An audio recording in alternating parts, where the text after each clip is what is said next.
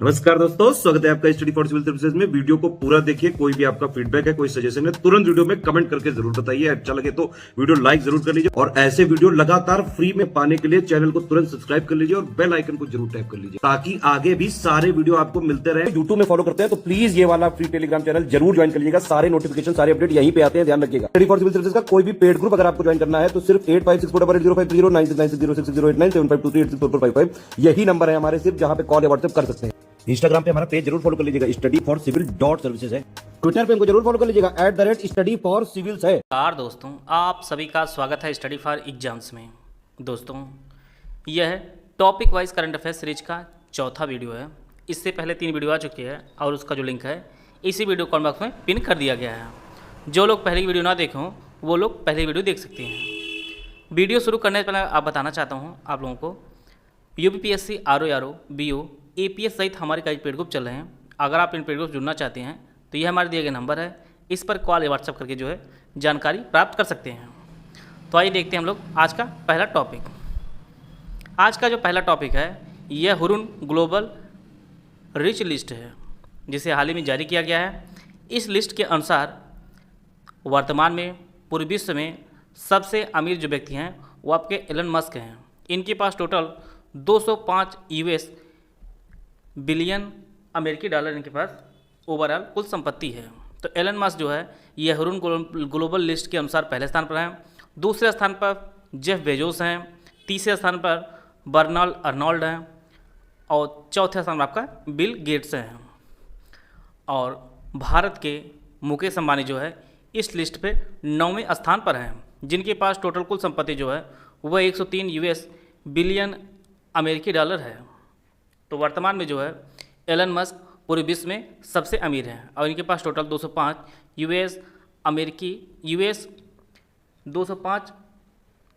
अमेरिकी billion dollar इनके पास total कुल संपत्ति है। अब हम लोग देख लेते हैं कि टॉप 10 भारतीय सबसे अमीर व्यक्ति कौन है। सबसे अमीर व्यक्ति भारत में जो है वो आपके मुकेश अंबानी हैं और यह पूरे विश्व में इनका स्थान 9वां है। दूसरे स्थान पर आपका गौतम अडानी है और इनका पूरे विश्व में जो स्थान है आपका 23वां स्थान है। साइरस पूनावाला भारतीयों में तीसरे स्थान पर है और पूरे विश्व में 46वां स्थान है। शिव नाडर और उनकी फैमिली जो है पूरे विश्व में 50वें स्थान पर है और भारतीयों में आपके चौथे स्थान पर है। लक्ष्मी एन मित्तल यह 5वें स्थान पर भारत में है और पूरे विश्व में इनका स्थान जो है 76वां है। SP हिंदुजा एंड फैमिली ये भारत में 6वें स्थान पर है और पूरे विश्व में इनका जो स्थान आपका 76वां है। तो दोनों जो है संयुक्त रूप से हैं। और दिलीप सिंघवी एंड फैमिली आपके पूरे विश्व में 98वें स्थान पर है और भारत में आपका 7वें स्थान पर है। राधा कृष्णन दामिनी एंड फैमिली ये पूरे विश्व में 107वें स्थान पर है और भारत में टोटल जो है 8वें स्थान पर है। कुमार मंगलम बिरला और उनके फैमिली यह भारत में 9वें स्थान पर है और पूरे विश्व में इनका स्थान जो आपका 135वां है और 135वें स्थान पर पूरे विश्व में आपके उदय कोटक हैं और भारत में जो इनका स्थान आपका 10वां है। इस प्रकार जो है टॉप 10 भारतीय जो आपके हैं मुकेश अंबानी, गौतम अडानी, साइरस पूनावाला, शिव नाडर, लक्ष्मी एन मित्तल, SP हिंदुजा, दिलीप सिंघवी, राधा कृष्णन दामिनी, कुमार मंगलम और उदय कोटक, ये टॉप 10 जो है भारत के सबसे अमीर व्यक्ति हैं। और भारत सबसे अमीर जो व्यक्ति आपके मुकेश अंबानी हैं। इनका जो स्थान पूरे विश्व में वो आपका 9वां स्थान है। स्वनिर्मित अरबपतियों के मामले में भारत जो है तीसरे स्थान पर है। पहले स्थान पर आपका चीन है, दूसरे स्थान पर आपका अमेरिका है। जिन्होंने अपने खुद मेहनत से जो है अरबपति बने हैं, इस लिस्ट में भारत का स्थान आपका तीसरा है। पहले स्थान पर आपका चीन है, दूसरे स्थान पर आपका अमेरिका है। भारत जो है इस लिस्ट में तीसरे स्थान पर है। भारत में हाल ही में जो प्रमुख प्रतिमा और उसका जो अनावरण किया गया है उसको हम लोग देखेंगे। स्टैचू ऑफ इक्वलिटी, ये आपके हैदराबाद जो तेलंगाना में स्थित है, यहाँ पर स्टैचू ऑफ इक्वलिटी का जो प्रतिमा है वह स्थापित की गई है। इसकी कुल लंबाई आपका 216 फीट है और 65.5 मीटर के बराबर है। और यह जो मूर्ति बनाई गई है स्टैचू ऑफ इक्वलिटी की, यह रामानुजाचार्य जी की मूर्ति है और यह बैठी हुई मुद्रा में विश्व की दूसरी सबसे बड़ी जो है प्रतिमा है और यह पंचधातु से बनाई गई है। इसमें सोना, चांदी, तांबा, पीतल और जस्ते का जो है प्रयोग किया गया है और इसका जो अनावरण किया गया है वो प्रधानमंत्री नरेंद्र मोदी द्वारा इसका अनावरण किया गया है हैदराबाद में, स्टैचू ऑफ इक्वलिटी का। और यह जो प्रतिमा है यह रामानुजाचार्य जी की है। अगली जो स्टैचू है वह स्टैचू ऑफ बिलीफ, विश्वास स्वरूपम, और यह बनाई गई आपके नाथद्वार जो राजस्थान में स्थित है वहाँ पर इसे बनाई गई है। और यह भगवान शिव की प्रतिमा है। इसकी कुल ऊंचाई 269 फीट या 112 मीटर यह ऊंची है। और यह भगवान शिव की दुनिया में सबसे बड़ी शिव की मूर्ति है। यह आपके राजस्थान में स्थापित हुई स्टैचू ऑफ बिलीफ, जिसे विश्वास स्वरूपम के नाम से भी जाना जाता है। स्टैचू ऑफ पीस, शांति प्रतिमा, इसे श्रीनगर में केंद्रीय गृह मंत्री अमित शाह ने स्वामी रामानुजाचार्य के स्टैचू ऑफ पीस का जो है अनावरण किया है। यह जो स्थापित की गई है आपके श्रीनगर में, और इसका जो अनावरण है वो केंद्रीय गृह मंत्री अमित शाह ने इसका अनावरण किया है। और रामानुजाचार्य जी है एक वैदिक दार्शनिक और समाज सुधारक थे, और इन्होंने विशिष्टाद्वैत सिद्धांत जो है दिया था। और रामानुजाचार्य जी का जन्म जो है आपके तमिलनाडु में हुआ था। तो यह जो स्टैचू ऑफ पीस मूर्ति आपके श्रीनगर में स्थापित की गई है और अमित शाह ने इसका जो है अनावरण किया है। दूसरी एक स्टैचू ऑफ पीस है, वह राजस्थान के पाली जिले में स्थापित की गई है। पाली जिले में एक जैतपुरा जगह है, वहाँ पर स्थापित की गई है। और इसका जो अनावरण है वह नरेंद्र मोदी जी ने किया है। और यह जो मूर्ति है यह जैनाचार्य श्री विजय वल्लभ सुरेश्वर जी की मूर्ति है। और इनके 191वें जयंती समारोह पर जो है इसका अनावरण प्रधानमंत्री नरेंद्र मोदी जी ने किया है। और यह जो मूर्ति है यह 27 फीट ऊंची जो प्रतिमा है यह अष्टधातु से बनी है। और यह जो मूर्ति है यह जैन आचार्य विजय वल्लभ सुरेश्वर जी की मूर्ति है, जिसका अनावरण प्रधानमंत्री नरेंद्र मोदी ने किया है। और स्टैचू ऑफ पीस आपका राजस्थान में स्थापित हुई है।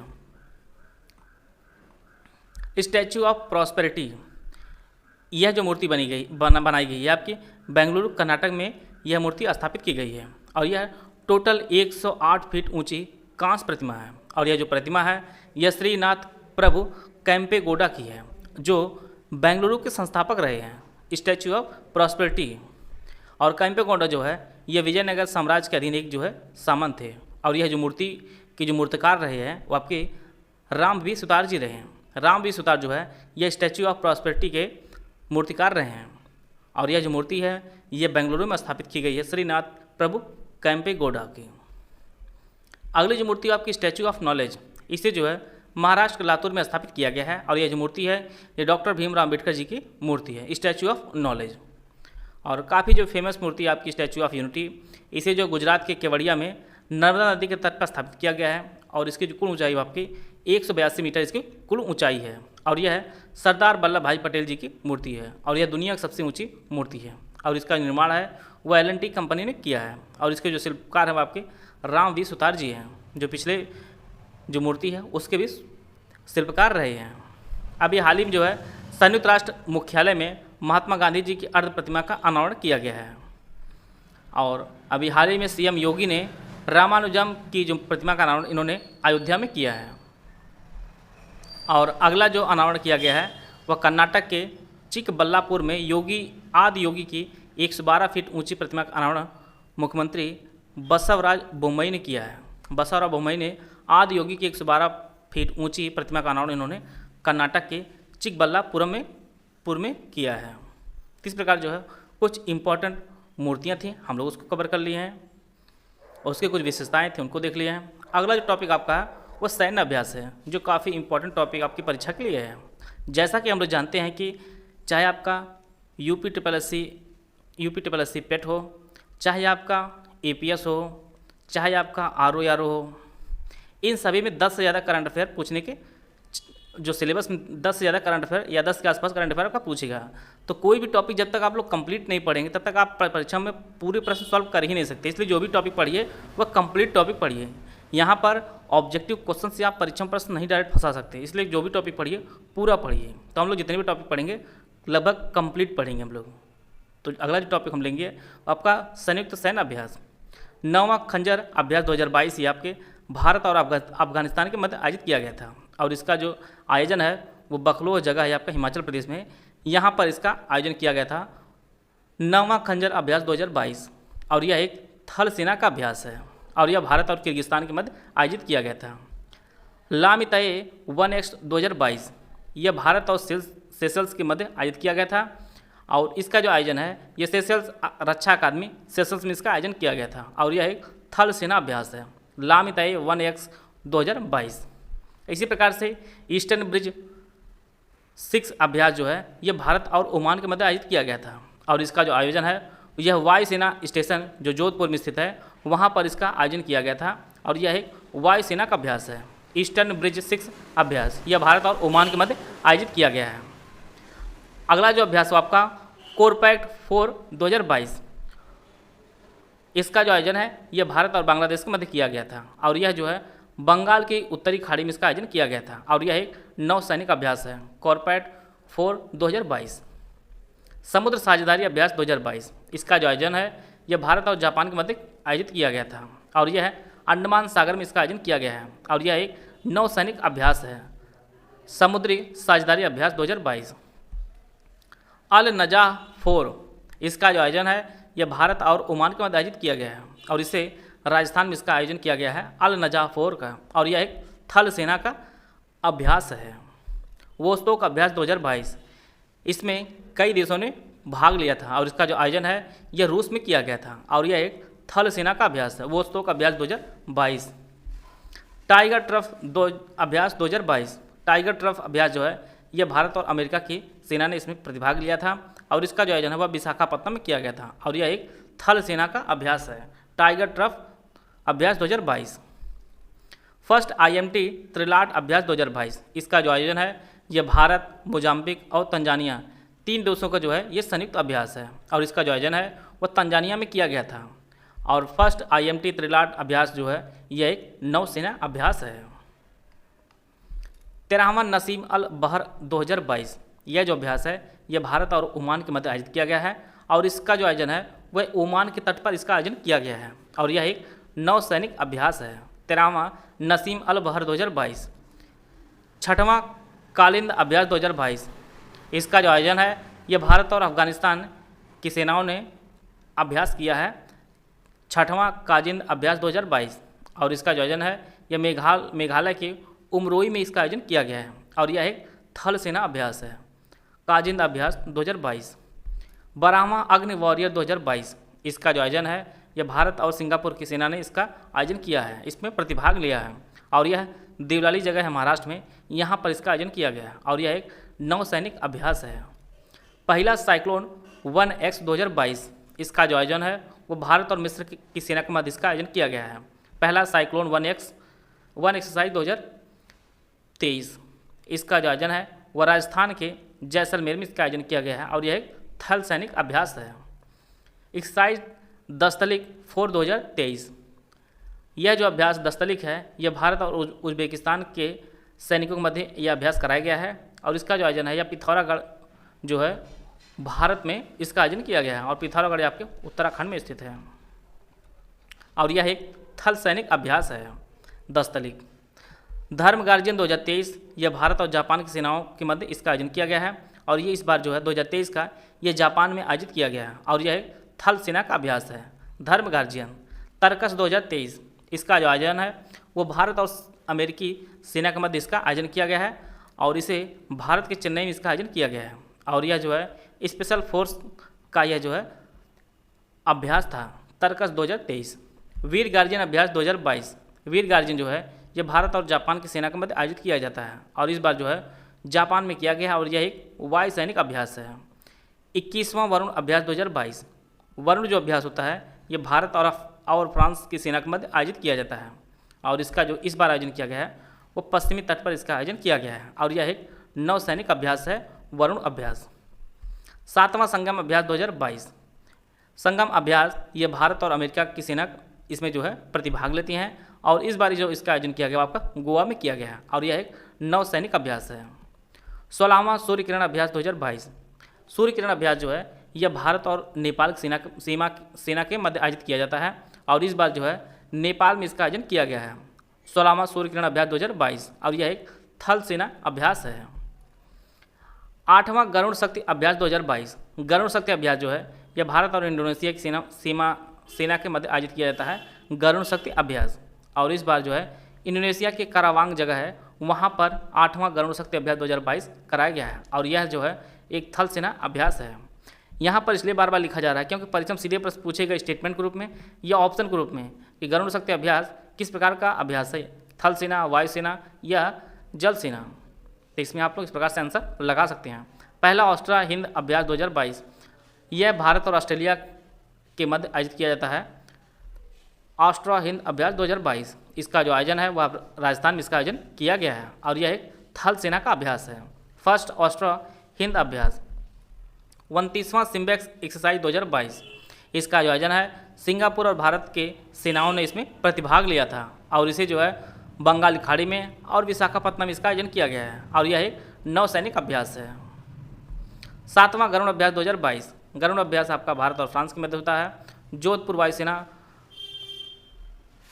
पर जो है इसका आयोजन किया गया है और यह एक वायुसेना अभ्यास है। अगला आपका है 7वां इप्सा मार अभ्यास 2022 इसका जो आयोजन है वो भारत, ब्राज़ील और दक्षिण अफ्रीका की सेना जो है तीनों संयुक्त सेनाओं जो है इसमें प्रतिभाग ली थी। 7वें इप्सा मार अभ्यास 2022 में इसका जो आयोजन है वो अफ्रीका में इसका आयोजन किया गया है और यह एक नौसैनिक अभ्यास है। 7वां इप्सा मार अभ्यास 2022। जीमैक्स 6 2022 जीमैक्स जो अभ्यास है ये भारत और जापान की सेना जो है इसमें प्रतिभाग लेती हैं और इस बार जो इसका आयोजन है वो बंगाल की खाड़ी में इसका आयोजन किया गया है और यह एक नौसैनिक अभ्यास है। जीमैक्स 6 2022। अगला जो अभ्यास आपका पिच ब्लैक 2022 है। इसमें कई देशों की जो सेनाओं जो है भाग ली थी और इसका जो आयोजक देश रहा आपका ऑस्ट्रेलिया जो है इसका आयोजक देश रहा है। ऑस्ट्रेलिया में जो है पिच ब्लैक 2022 का आयोजन किया गया है और यह एक वायु सैनिक अभ्यास है। 13वां वज्र प्रहार 2022 वज्र प्रहार अभ्यास जो है ये भारत और अमेरिका की सेनाएं इसमें प्रतिभाग लेती हैं और इस बार जो है बकलोह हिमाचल प्रदेश में इसका आयोजन किया गया है और यह एक थल सैनिक अभ्यास है। विनबैक्स 2022 विनबैक्स जो अभ्यास है भारत और वियतनाम की सेनाएं इसमें भाग लेती हैं और इस बार जो है हरियाणा में इसका आयोजन किया गया है विनबैक्स 2022 का और यह एक थल सैनिक अभ्यास है। संप्रीति एक्स अभ्यास संप्रीति अभ्यास जो है यह भारत और बांग्लादेश की सेना जो है इसमें प्रतिभाग लेती हैं और इस बार जो इसका आयोजन यह बांग्लादेश में किया गया है और यह एक थल सैनिक अभ्यास है संप्रीति अभ्यास। सेलेनेक्स 9 2022 सेलेनेक्स जो अभ्यास है यह भारत और श्रीलंका में आयोजित किया जाता है और इस बार जो आयोजन किया गया आपका विशाखापत्तनम में इसका आयोजन किया गया है सेलेनेक्स 9 2022 का और यह एक नौसैनिक अभ्यास है। पश्चिमी लहर XPL 2022 यह जो है तीनों सेनाओं और तटरक्षक बल के मध्य जो है पश्चिमी लहर अभ्यास आयोजित किया गया है और इसका जो आयोजन है यह पश्चिमी तट अरब सागर में इसका आयोजन किया गया है और यह एक नौसैनिक अभ्यास है। पश्चिमी लहर XPL 2022। सी इंगल अभ्यास 2022 यह बहुराष्ट्रीय नेतृत्व अमेरिका यह इसमें जो है कई देशों ने प्रतिभाग लिया है और इसका जो नेतृत्व है वह अमेरिका ने किया है और यह पश्चिमी प्रशांत महासागर में अभ्यास कराया गया है। सी ईगल अभ्यास 2022 और यह एक नौसैनिक अभ्यास है। ककाड़ू अभ्यास 2022 यह अभ्यास बहुराष्ट्रीय अभ्यास है अर्थात इसमें कई देशों ने भाग लिया था। इसका जो आयोजन है वह ऑस्ट्रेलिया में कराया गया है। ककाड़ू अभ्यास 2022 यह ऑस्ट्रेलिया में आयोजित किया गया है। इसमें भारत तरफ से INS सतपुड़ा और P-81 समुद्री विमान जो है इसमें भाग लिया है और यह एक नौसैनिक अभ्यास है ककाड़ू अभ्यास 2022। बोंगो सागर 111 2022 बोंगो सागर अभ्यास भारत और बांग्लादेश के मध्य आयोजित किया जाता है और इस बार जो है पोर्ट मोंगला बांग्लादेश में स्थित है यहाँ पर इसका आयोजन किया गया है और यह है आपका नौसैनिक अभ्यास है बोंगो सागर अभ्यास 2022। 26वां मालाबार युद्धाभ्यास 2022 यह क्वाड देशों द्वारा आयोजित किया जाता है और यह बहुपक्षीय अभ्यास है और इसका जो आयोजन है 2022 का यह जापान के योकोसुका द्वीप के पास जो है इसका आयोजन किया गया है और यह एक नौसैनिक अभ्यास है। 26वां मालाबार युद्धाभ्यास यह जापान में आयोजित किया गया है। 8वां हरिमाओ शक्ति अभ्यास 2022 इसका आयोजन है वो भारत और मलेशिया के मध्य इसका आयोजन किया गया है हरिमाओ शक्ति अभ्यास 2022 का और इसे जो है मलेशिया में आयोजित किया गया है और यह एक थल सैनिक अभ्यास है। अगला आपका नोमाडिक एलिफेंट 2023 इसका जो आयोजन है यह भारत और मंगोलिया की जो सेनाएं जो है इसमें प्रतिभाग की हैं और इसका जो आयोजन है यह आपके मंगोलिया के उलान बटोर में इसका आयोजन किया गया है और यह एक थल सैनिक अभ्यास है नोमाडिक एलिफेंट 2023। यह भारत और मंगोलिया के मध्य आयोजित किया जाता है। तो इस प्रकार जो है हम लोग जितने भी इम्पोर्टेंट सेनाओं के अभ्यास हैं उससे रिलेटेड जो इम्पोर्टेंट फैक्ट हैं उन सभी को हम लोग कवर कर लिए हैं। आशा है आप सभी को बहुत कुछ जानने को मिला होगा। मिलते हैं हम नेक्स्ट वीडियो में, तब तक के लिए जय हिंद, जय भारत।